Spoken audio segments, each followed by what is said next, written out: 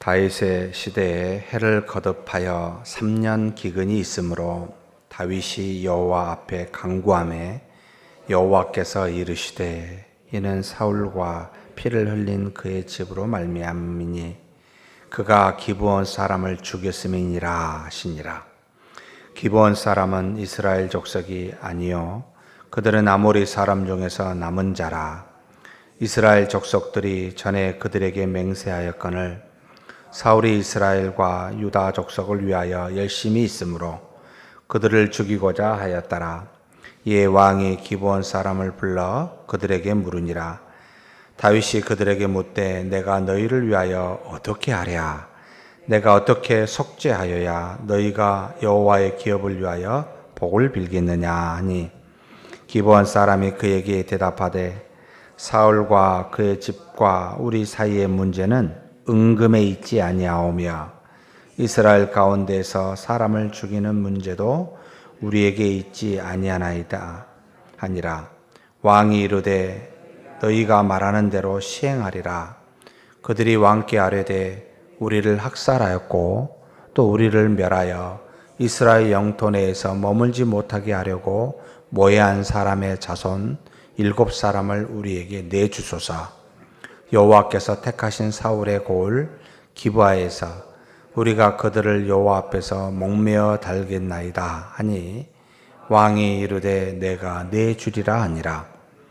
그러나 다윗과 사울의 아들 요나단 사이에 서로 여호와를 두고 맹세한 것이 있으므로 왕이 사울의 손자 요나단의 아들 므비보셋은 아끼고 왕이 이에 아야의 딸 리스바에게서 난 자 곧 사울의 두 아들 알모니와 므비보셋과 사울의 딸 메리백에서 난 자 곧 무알라 사람 바르실레의 아들 아드리엘의 5 아들을 붙잡아 그들을 기브온 사람의 손에 넘기니 기브온 사람이 그들을 산 위에서 여호와 앞에 목매어 달매 그들 7사람이 동시에 죽으니 죽은 때는 곡식 베는 첫날 곧 보리를 베기 시작한 때니라. 아야의 딸 리스바가 굵은 배를 가져다가 자기를 위하여 바위 위에 펴고 곡식 베기 시작할 때부터 하늘에서 비가 시체에 쏟아지기까지 그 시체의 낮에는 공중의 새가 앉지 못하게 하고 밤에는 들짐승이 범하지 못하게 한지라. 이에 아야의 딸 사울의 첩 리스바가 행한 일이 다윗에게 알려지매 다윗이 가서 사울의 뼈와 그의 아들 요나단의 뼈를 길르앗 야베스 사람에게서 가져가니 이는 전에 블레셋 사람들이 사울을 길보아에서 죽여 블레셋 사람들이 벳산 거리에 매단 것을 그들이 가만히 가져온 것이라. 다윗이 그곳에서 사울의 뼈와 그의 아들 요나단의 뼈를 가지고 올라오매 사람들이 그 달려 죽은 자들의 뼈를 치워두다가 사울과 그의 아들 요나단의 뼈와 함께 베냐민 땅 셀라에서 그의 아버지 기스의 묘에 장사하되 모두 왕의 명령을 따라 행하니라. 그 후에야 하나님이 그 땅을 위한 기도를 들으시니라. 블레셋 사람이 다시 이스라엘을 치거늘 다윗이 그의 부하들과 함께 내려가서 블레셋 사람과 싸우더니 다윗이 피곤함에 고인족의 아들 중에 무게가 300세겔 되는 노창을 들고 세 칼을 찬 이스비브놉이 다윗을 죽이려 하므로 수르야의 아들 아비새가 다윗을 도와 그 블레셋 사람들을 쳐 죽이니 그때 다윗의 추종자들이 그에게 맹세하여 이르되 왕은 다시 우리와 함께 전장에 나가지 마옵소서. 이스라엘의 등불이 꺼지지 말게 하옵소서 하니라. 그 후에 다시 블레셋 사람과 곱에서 전쟁할 때에 후사 사람 십북에는 거인족의 아들 중에 삽을 쳐 죽였고 또다시 블레셋 사람과 곱에서 전쟁할 때에 베들레헴 사람 야레오르김의 아들 엘라나는 가드 골리앗의 아우 라흐미를 죽였는데 그자의 창자루는 배틀채 같았더라. 또 가드에서 전쟁할 때 그곳에 키가 큰 자 하나는 손가락과 발가락이 각기 6개씩 모두 24개가 있는데 그도 고인족의 소생이라. 그가 이스라엘 사람을 능욕함으로 다윗의 형 쌈마의 아들 요나단이 그를 죽이니라. 이 네 사람 가드의 거인족의 소생이 다윗의 손과 그의 부하들의 손에 다 넘어졌더라. 아멘. 우리가 어제 다윗을 배반한 세바의 반역에 대해서 함께 살펴보았습니다. 오늘은 이제 다윗이 정비를 하고 이제 나라가 다시 안정을 되찾은 뒤 20장 23절에서 26절에 보니까 관리들을 쭉 써놨습니다. 다시 나라가 정비되어 튼튼하게 되어 간다라는 의미가 이 안에 포함되어 있습니다. 그런데 그렇게 안정되게 그 나라가 튼튼히 서갈 즈음에 그 이스라엘 백성의 3년이라는 기근이 있게 됩니다. 다윗이 참 하나님 앞에 평소에 늘 기도하고 있었던 것을 우리가 느끼게 됩니다. 다윗이 여호와 앞에 간구함에 하나님께서 이르시되 응답하시는 모습이 나타납니다. 나라가 위험에 처할 때만 기도한 것이 아니라 항상 평소에 하나님 앞에 기도한 다윗, 3년이라는 기근이 왔었을 때 하나님 무슨 일입니까? 왜 이렇게 기근이 옵니까? 라고 나아가 물을 때 하나님께서 그에게 응답하십니다. 아주 구체적으로 응답하십니다. 사울과 피를 흘린 그의 집으로 말미암음이다. 너의 세대가 아니라 그 이전에 사울의 세대 때 사울이 왕으로 있었을 때 피를 흘린 그곳으로 말미암아 이와 같이 기근이 3년 동안 온 곳이다. 그가 기브온 사람을 죽였음이니라 라고 이야기를 합니다. 기브온 사람은 여기 2절에 설명을 해놨습니다. 이스라엘 족속이 아니고 아모리 족속이었습니다. 여호수아가 가나안 땅을 정복할 때 처음에 여리고성을 정복하고 그 다음에 아이성을 정복하고 난 다음에 아모리 사람 이 기브온, 지금 이때 당시에는 베냐민 지파에 속해 있었던 땅에 있었던 가나안 족속 중에 하나, 아모리 족속 그 자손 중에 하나입니다. 그들이 먼 나라에서 온 것처럼 옷을 남루하게 입고 변장해서 오고 또 떡도 곰팡이 낀 것을 가지고 와서 먼 나라에서 온 것처럼 해서 우리가 이스라엘의 백성, 하나님께서 어떻게 역사간 택한 백성의 소문을 듣고 왔습니다. 우리와 화친을 맺으십시다. 우리는 당신의 종이 되겠습니다. 라고 여호수아와 이스라엘 백성을 속여서 그와 같은 화친을 맺는 일이 나타납니다. 그런데 알고 봤더니 사흘 뒤에 바로 옆에 있는 이 아모리 족속 중에 하나 기브온 족속이라는 것을 알게 됩니다.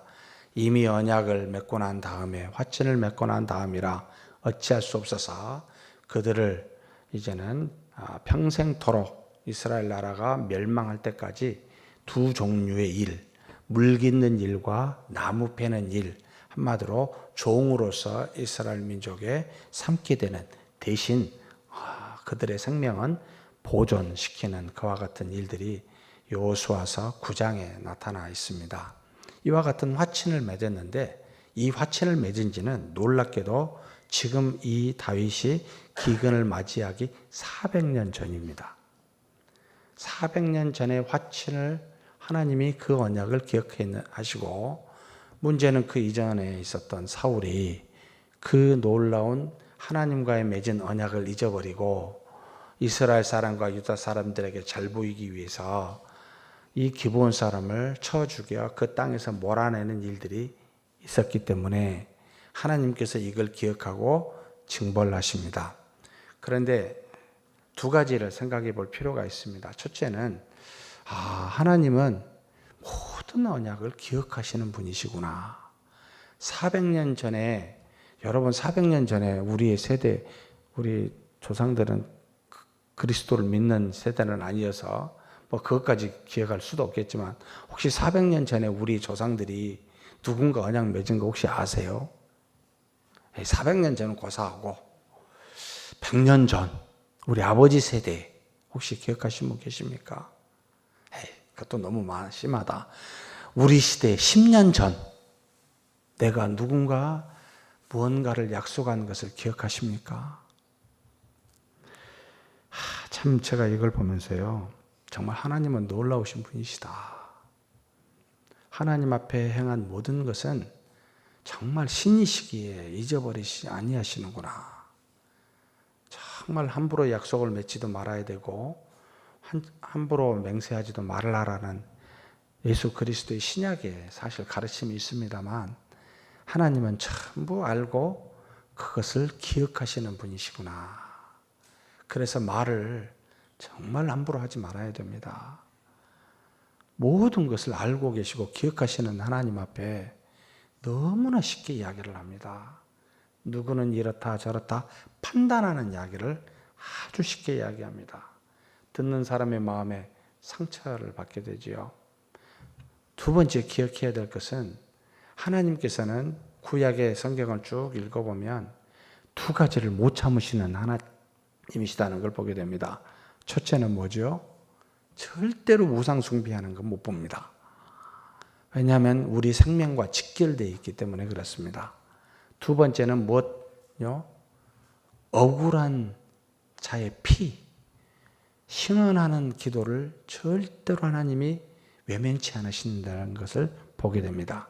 그래서 하나님께서 나중에 이스라엘 백성을 에레미야나 에스겔을 통해서 멸망시킬 때 딱 두 가지 이유를 이야기합니다. 너희들이 나를 떠나 다른 신을 섬긴 것과 너희들이 무지한 자의 피를 흘렸기 때문에 내가 너희를 쳐서 멸망시키겠다. 이 두 가지는 하나님께서 참지 아니하시는구나. 이방 민족인 기브온의 피를 하나님이 이스라엘 백성과 맺은 언약을 기억하시고 그 신원하는 억울한 피에 대해서 응답하시는 분이시구나.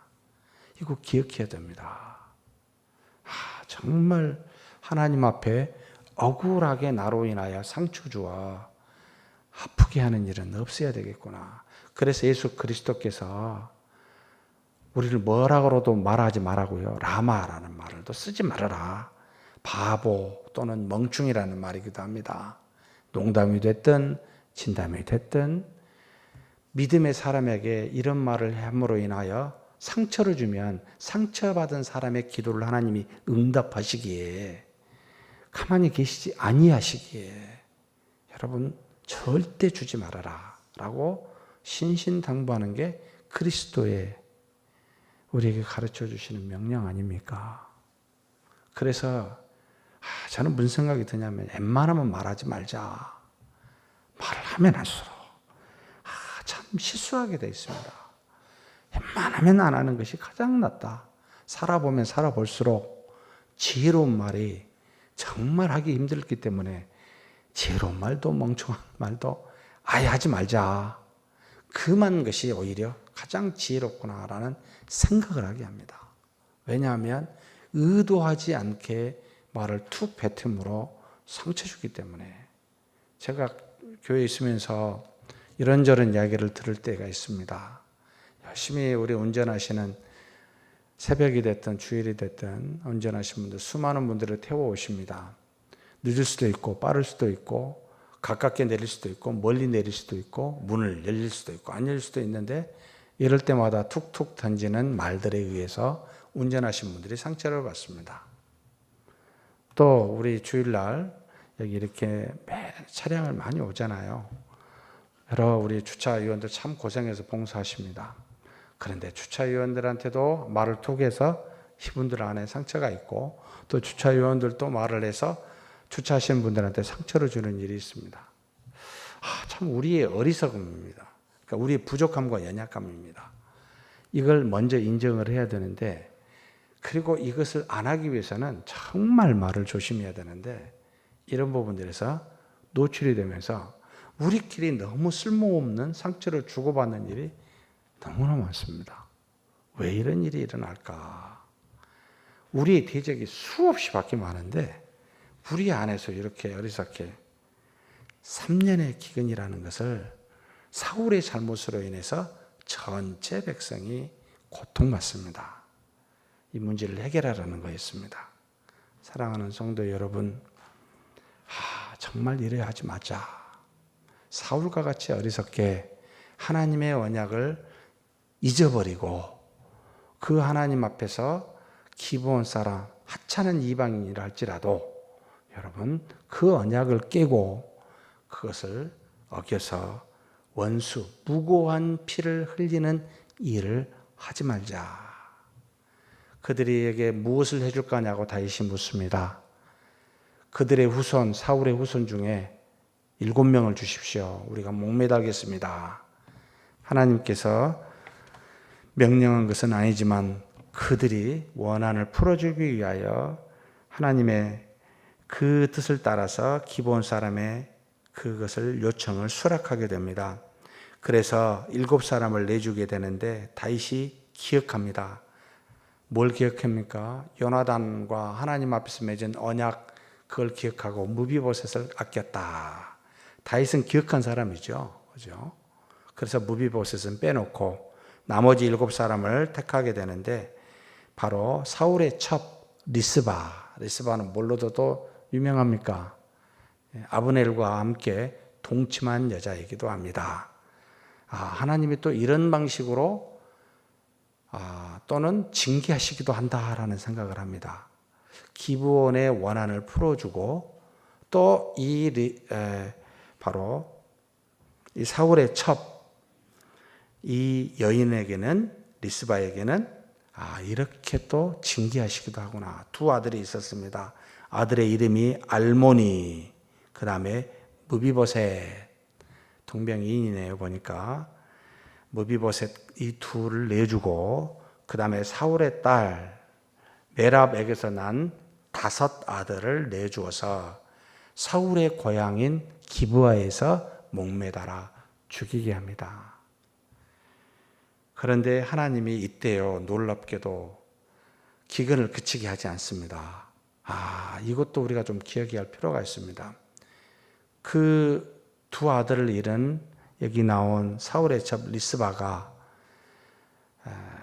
맥추절이죠. 보리를 처음 벨 때 목매달아 죽이는데 그 시체를 그대로 두니까 밤낮 떠나지 아니하고 굵은 베옷을 그 위에 걸쳐놓고 산짐승과 들짐승, 산새가 이 시체를 갉아먹지 않도록 지키고 있는 것을 다윗이 듣게 됩니다.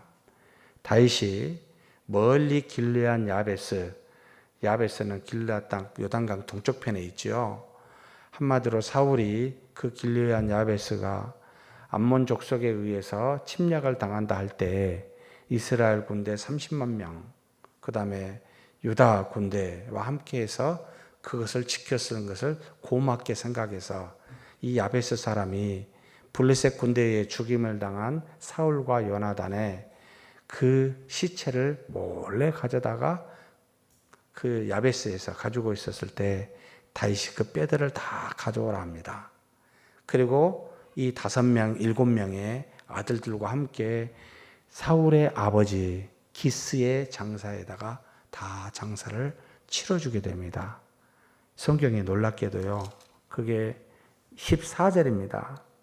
14절 사울과 그의 아들 요나단의 뼈와 함께 베냐민 땅 셀라에서 그의 아버지 기스의 묘에 장사하되 모두 왕의 명령을 따라 행하니라.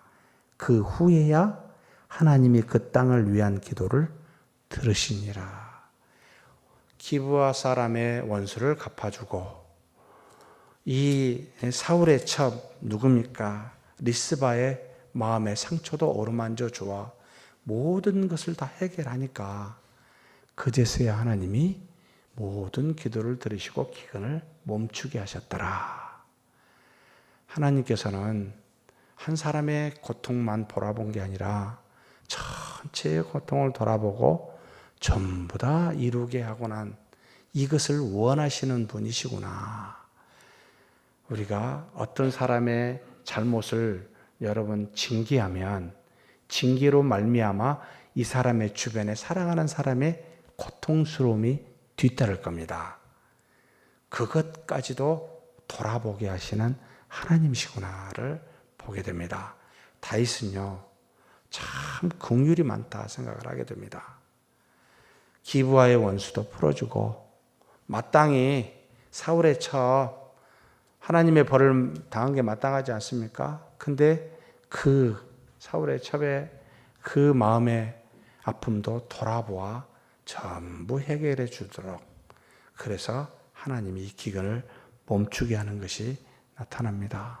사랑하는 성도 여러분, 이 땅에 살면서 정말로 신약성경에 나온 것처럼 우리가 누구를 넘어지게 하지 않을 수는 없으나 넘어지게 한 자는 여러분 하나님으로부터 벌을 받습니다. 그래서 연자 맷돌을 메고 바다에 빠져 죽으라 말할 정도로 그런 일을 하지 말라고 이야기합니다. 우리가 연약함이 있습니다. 연약하여 문제를 일으키면 그 즉시 화해하셔야 됩니다. 돌이키셔야 됩니다. 누구를 위해서요? 우리를 위해서요. 하나님의 기근으로 말미암아 주신 징벌을 피하기 위해서요. 이것이 우리의 이 땅의 삶이 되어야 됩니다. 그렇게 사는 저와 여러분이 되기를 주의 이름으로 축복합니다. 하나님 아버지 감사합니다. 부족하고 연약한 우리들이지만 하나님께서 기브아 사람들의 원한을 들으시고 이스라엘에 3년이라는 기근을 주어 기도하는 다윗에게 그 모든 것을 해결하게 하심으로 언약을 기억하시는 하나님, 무죄한 자의 피를 절대로 헛되이 보지 아니하시는 하나님을 우리로 하여금 알게 해주시니 감사합니다. 절대 우리도 우리의 연약한 것으로 우리의 말로 사랑하는 믿음의 형제 자매에게 상처 주지 않도록 붙들어 주시옵소서.